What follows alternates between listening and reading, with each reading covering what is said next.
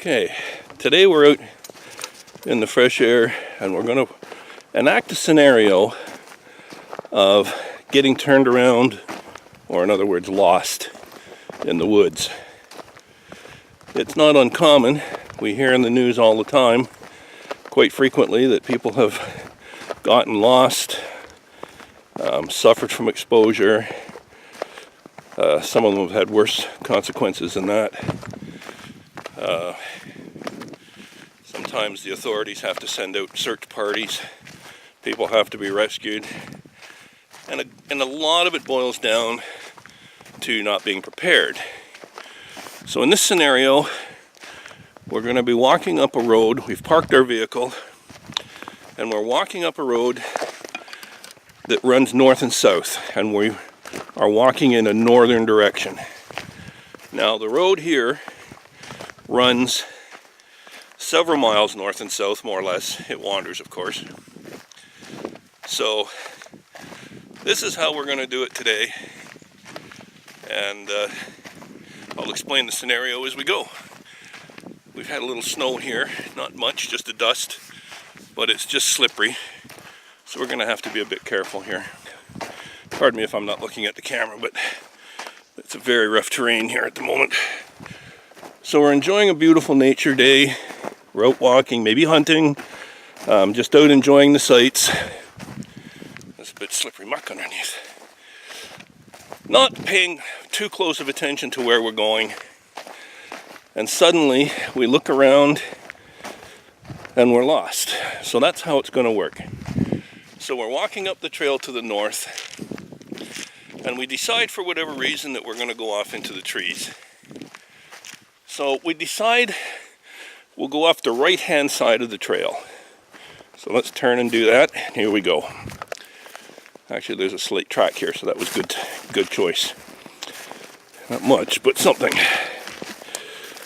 So we walk along, and perhaps we've gone several kilometers, several miles, and we look around and we say, man, I don't recognize any of this. Where are we? And you stop for a moment and you actually look around and you think to yourself, none of this looks familiar. Now what are we going to do? This is the point where you can decide your fate. So the realization has hit you. You've turned yourself around in here. My God, you're lost. The first impulse is shock and surprise, even to a seasoned outdoorsman. It hits you that, what happened here? What have I done? The first impulse is to run, and off you go, racing through the bush in a direction that probably means nothing.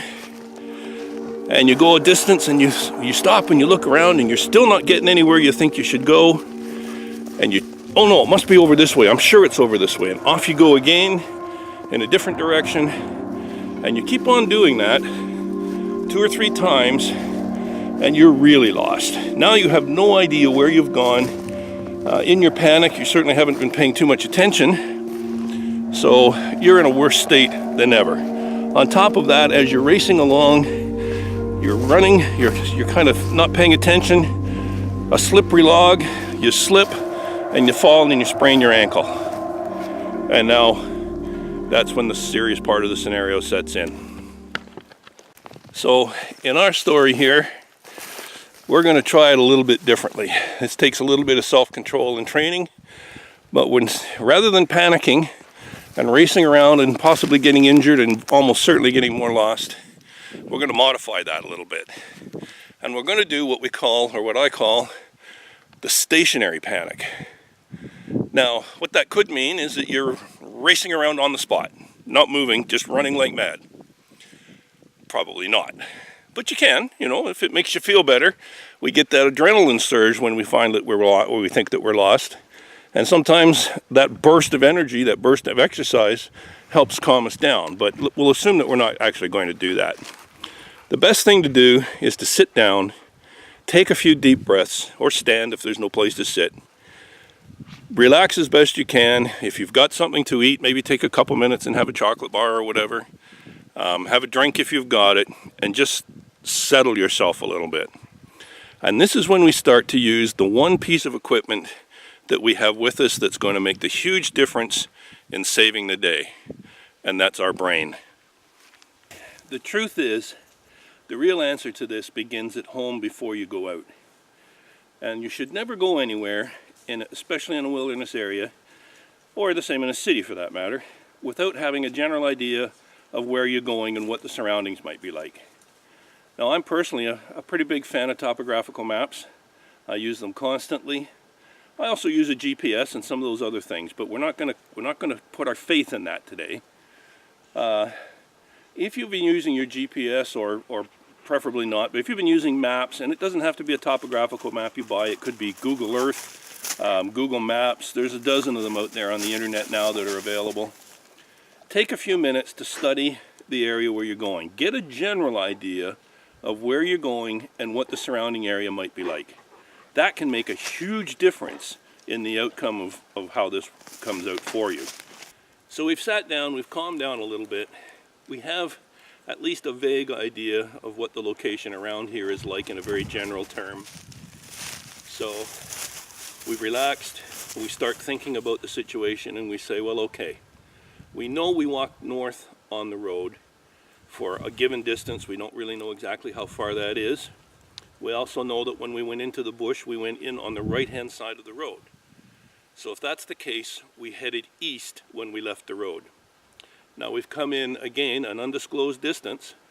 You've seen by the density of the bush around here, it's absolutely impossible, even if you wanted to walk in a straight line. So that's not an option. We've wandered, we've turned here, we've walked around a creek and a swamp and whatever the case may be. So all we know really is that we've gone east from the road half an hour, we might be a couple of miles, whatever it is, and here we are. And we're stuck. We don't know where we are. We're not supposed to have snow here, so we can't backtrack ourselves. Even if there is snow on the ground, wind can drift it over, more snow falling can fill in the tracks. But for today, let's just assume that there is no snow, so we can't backtrack ourselves. What are we going to do now? So here we are, we've made our decision, we know we've come north, we know we turned east. The one critical piece of equipment we need to have is a compass. Always, always have a compass. Even if you're not a map reader, you don't need to know coordinates, you don't need to learn all sorts of fancy map reading skills, but the compass is still absolutely the most reliable and best thing that's going to get you out of here. So, having come north and turned east, we know that somewhere to the west of us is the road. We also know that the road runs a long way to the north and a long way to the south. So if we travel west, sooner or later we're going to hit that road. So what we do is we find our northern direction, which is actually right to the camera from here, just by coincidence. So that puts west just a little behind my side here. Now we can't walk in a straight line, and even if we do, we don't remember, or we didn't notice how far north we came on that road to find the car. So if we were able to go due west and came out on the road, with the winding and turning that we go through, we may not come out we certainly probably won't come out where the car is, and we won't necessarily know if we're slightly north of it or slightly south of it, because it probably won't be visible. It could be a hill, could be trees, whatever the case may be.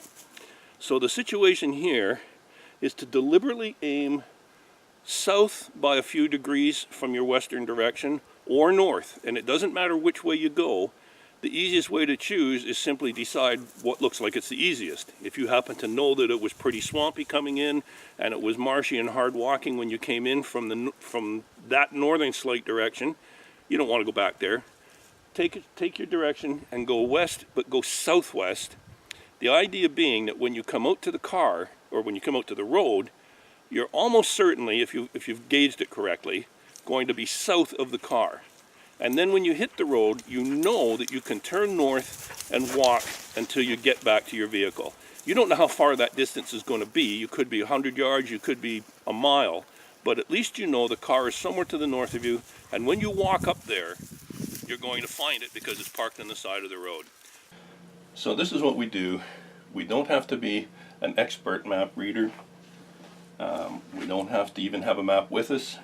All we have to do is stop and think our way through this. Don't rely on a GPS. They can fail, they can break, the batteries can die, you could lose it. All kinds of bad things can happen with GPSs. They're a great tool, but I wouldn't want to bet my life on it. So we're coming up a road here, and for ease we're going to say this road goes way up this way. It's not a straight road, most of them aren't, but generally speaking, just to make the explanation easier, we're going north. This road runs generally in a northern direction. So at some point here, we park at the side of the road. So we've left our vehicle here, and we've got out, we're going to go hiking, perhaps we're going to go hunting. So we've decided that what we're going to do is we're going to go further north up the road walking. So off we go, some undetermined exact distance here, and at some point we say, I'm going to go off this way, maybe there's a trail, whatever, and we go off and away we go, and we're off touring around here. We've gone around a pond that's here, we've gone around swamps, and just generally wandered around until we get somewhere over here. At which point we say, oh my gosh, where the heck am I? I don't recognize any of this stuff, I don't know where I am. And you start looking around and you think, you realize you've done a lot of twists and turns in here, and you start thinking, oh my golly, how do I get out of here? This is where you start your modified stationary panic. Stop where you are, stand still, sit down if you can. You can't hurt yourself too badly if you're not moving. So just stop. If you've got something if you've got some water or something, take a drink of water, eat a candy bar, whatever it takes to give yourself a couple minutes to relax. So then you start thinking, at least you hopefully do, and you can say to yourself, okay, I know when I left the car, I went further north on the road. And when I left the road, I went to the right. Therefore, I headed off in a generally eastern direction. And I continued on more or less, as far as I know, in that general direction until here I am over here. So if I know that if I head west from here, sooner or later I'm going to get back to this road because it goes way down here and way up here. So if I come west, I'm going to get to this road.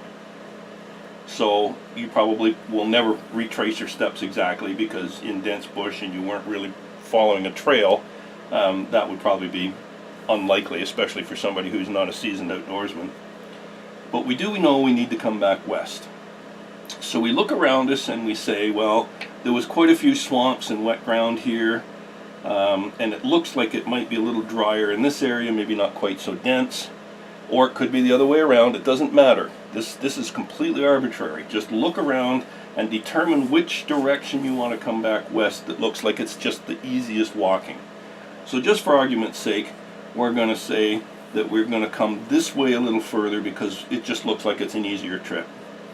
So what we want to do is say, okay, we need to come west, but we're going to deliberately but we're going to deliberately take a bearing that gives us our westerly direction. Then we're going to take an angle a few degrees off, and we're going to start coming back west again, but we're going to do it at a lower angle than we thought we needed until we cross the road.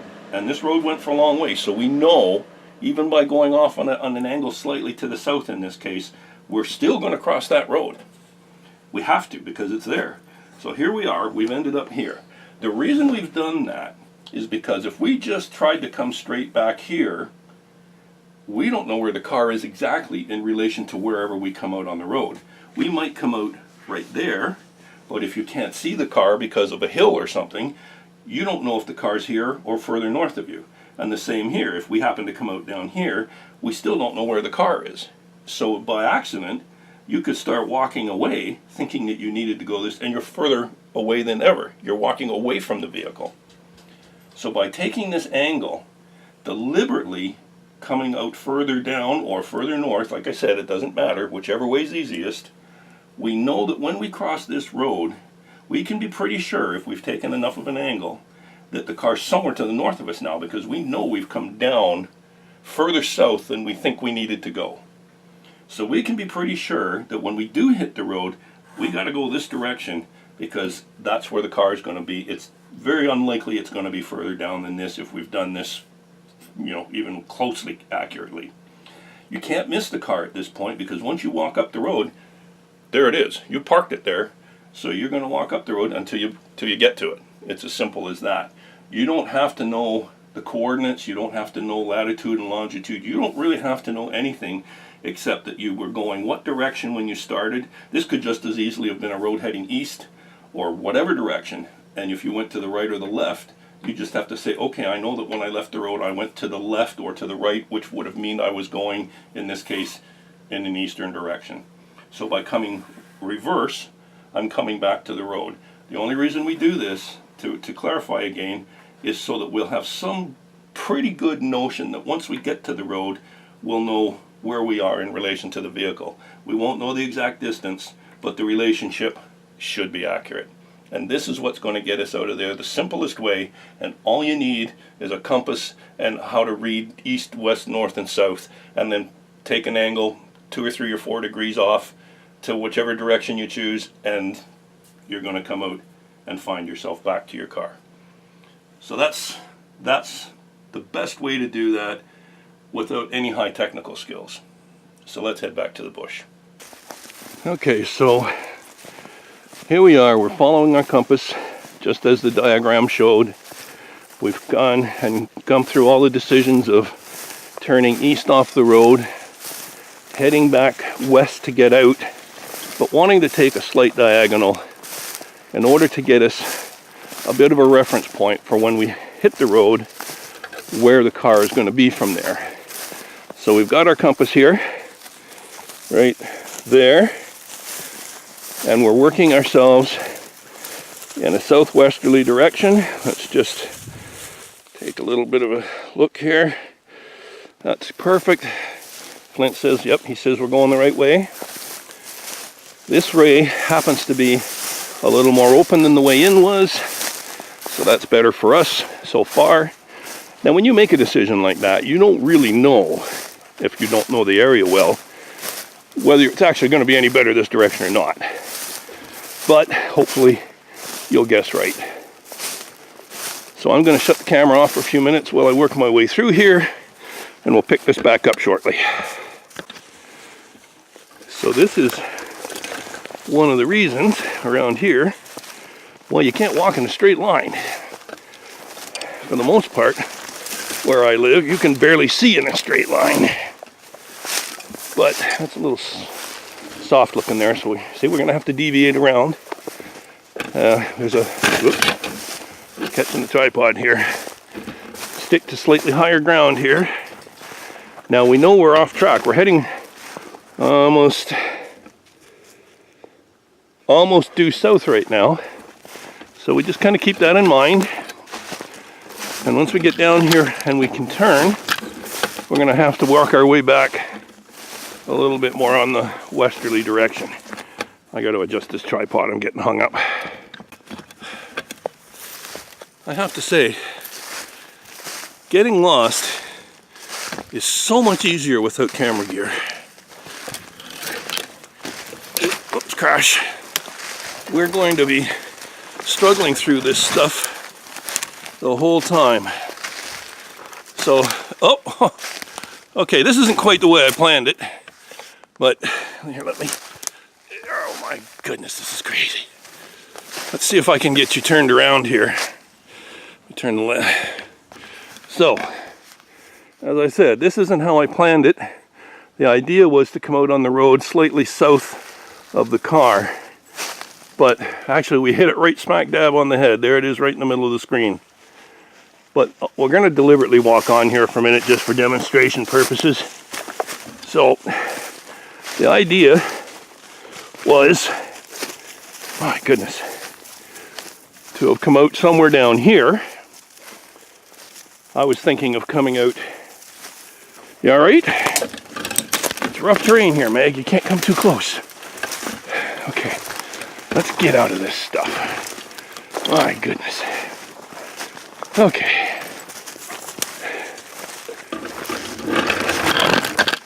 This is thick country. So my idea was to come back out to the road like this and say, okay, now I know I'm south of the vehicle, and let's get you turned around here. And I know that I have to go somewhere north to find it and get my way back to the car so I can get myself out of here. As it turned out, our supernatural navigation skills, let me turn here a little bit. I'll face south so that you're looking north. And there's the car. So in actual fact, we came out right on the spot. That probably doesn't normally happen, but I think from the diagram and from our little walk here, you get the idea.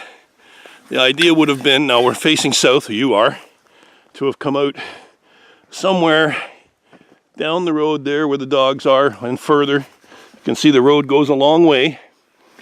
So the object is to come out maybe down where little Maggie is, way down at the farthest end, the black and white dog. And if not seeing the car, we'd know at least we had to walk up this direction to the north until we found the car. That distance could have been any amount of distance depending on the terrain. And you know what, this is a simulation. We only went in maybe 400 yards and then back out 400 yards more or less. But in a real life situation, you could be in a couple miles or more, in which case a 5-degree angle, could, by the time you walk 5 miles, could be hundreds of yards rather than 50 feet. But I think we've done a good enough job here, I hope, to have made a demonstration that you can understand, and you don't have to be a map reader. You don't have to learn a lot of high-tech skills and terms. I think what you have to do is have a compass. Stay calm. That's the biggest thing. Don't get into a panic. Do the modified stationary panic. Run on the spot if you have to. Whatever it takes to get calmed down. If you're not moving, it's awful hard to hurt yourself.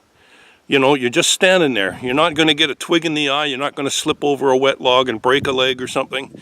You're just standing there. Calm down. It's all going to work out. It's not going to be that bad if you can think your way through it. So I want to thank you for watching. I want you to let me know in the comments section if this has been of any help to anybody. I really hope that somebody gets something out of these videos. These are just things that are kind of everyday life to me. I have a hard time making videos because I never really know what to do, because it all seems kind of everyday and mundane to me. But I understand also that there's a lot of people who haven't had the opportunity to get out, enjoy the beauty, especially in such wild and rugged country. There's miles and miles and miles before you get to the nearest person. And, it's easy here to go up some of these logging roads in your four-wheel drive pickup or your four-wheeler, and you can very easily be 40, 50, 60 miles from the nearest person. When I'm hunting, that's the situation. I'm way up these logging roads. I'm up 40 or 50 miles from the nearest main road. The nearest main road is 40 or 50 or 60 miles from the nearest big settlement where there's a hospital or anything. So I'm anywhere from 100 to 130 or 40 miles, so a couple of 100 kilometers almost, from any real help. So you've got to take that into consideration and take care of yourself. That's the best way to do. Don't get into trouble in the first place, or don't get so deeply into trouble that you can't solve it. So thank you very much for watching. I really do appreciate it. Again, I hope you've got something out of this that might be of some value, at least to understand it. And if you haven't subscribed, I would appreciate it very much if you did. Click the little bell so that you'll be notified when any other videos come on. If you know anybody else who might be interested in this type of thing, share it with them. That's always a help. Hit the like button if you did like it. Take care, everyone, and we'll see you the next time.